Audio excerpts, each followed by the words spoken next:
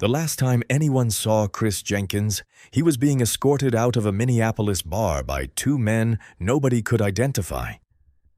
His body was pulled from the Mississippi River 11 weeks later.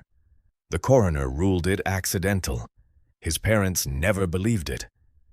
Neither did the two detectives who, years later, connected his death to over 40 others.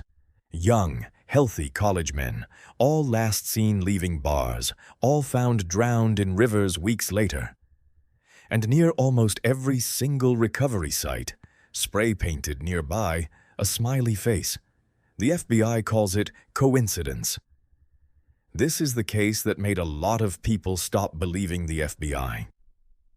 Starting in the early 1990s and running into the 2010s, a pattern emerged across the American Midwest and Northeast. Young college men, almost always white, athletic, popular, with no history of depression or risk-taking, would vanish after a night out.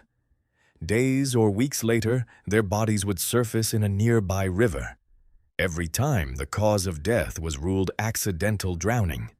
The cases were never connected by local police.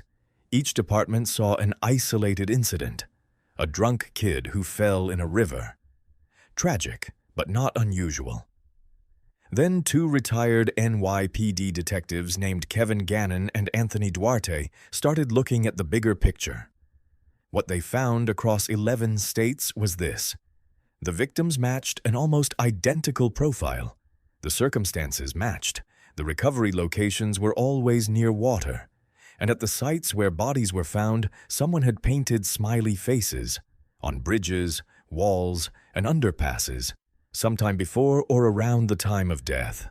Not one smiley face,